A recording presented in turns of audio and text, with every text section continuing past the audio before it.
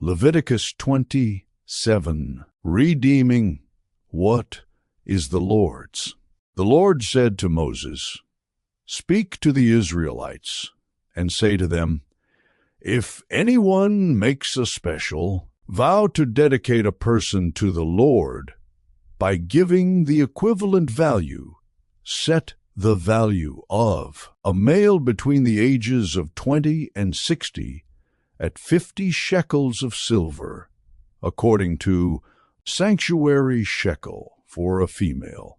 Set her value at 30 shekels. For a person between ages of 5 and 20, set the value of a male at 20 shekels, and of a female at 10 shekels. For a person between 1 month and 5 years, set the value of a male at 5 shekels of silver, and that of a female at 3 shekels of silver. For a person 60 years old or more, set the value of a male at 15 shekels, and of a female at 10 shekels. If anyone making the vow is too poor to pay the specified amount, the person being dedicated is to be presented to the priest, who will set the value according to what the one making the vow can afford. If what they vowed is an animal that is acceptable as an offering to the Lord, such an animal given to the Lord becomes holy. They must not exchange it or substitute a good one for a bad one, or a bad one for a good one. If they should substitute one animal for another, both it and the substitute become holy. If what they vowed is a ceremonially unclean animal, one that is not acceptable as an offering to the Lord, the animal must be presented to the priest, who will judge its quality as good or bad.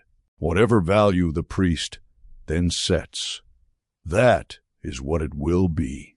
If the owner wishes to redeem the animal, a fifth must be added to its value. If anyone dedicates their house as something holy to the Lord, the priest will judge its quality as good or bad.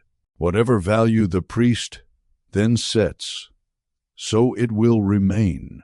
If the one who dedicates their house wishes to redeem it, they must add a fifth to its value, and the house will again become theirs. If anyone dedicates to the Lord part of their family land, its value is to be set according to the amount of seed required for it, 50 shekels of silver to a homer of barley seed. If they dedicate a field during the year of Jubilee, the value that has been set remains. But if they dedicate a field after the Jubilee, the priest will determine the value according to the number of years that remain until the next year of Jubilee, and its set value will be reduced.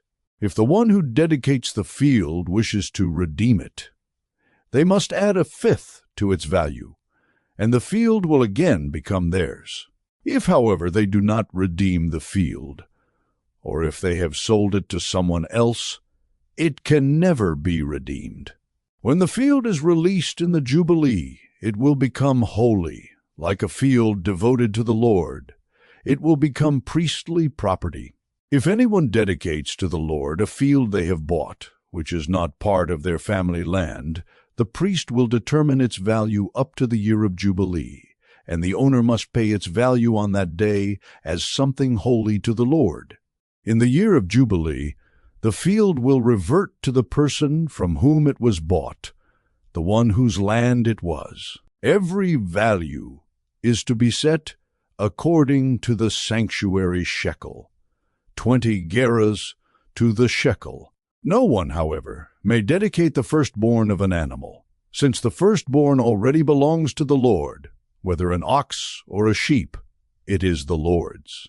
If it is one of the unclean animals, it may be bought back at its set value, adding a fifth of the value to it. If it is not redeemed, it is to be sold at its set value. But nothing that a person owns and devotes to the Lord, whether a human being or an animal or family land, may be sold or redeemed. Everything so devoted is most holy to the Lord.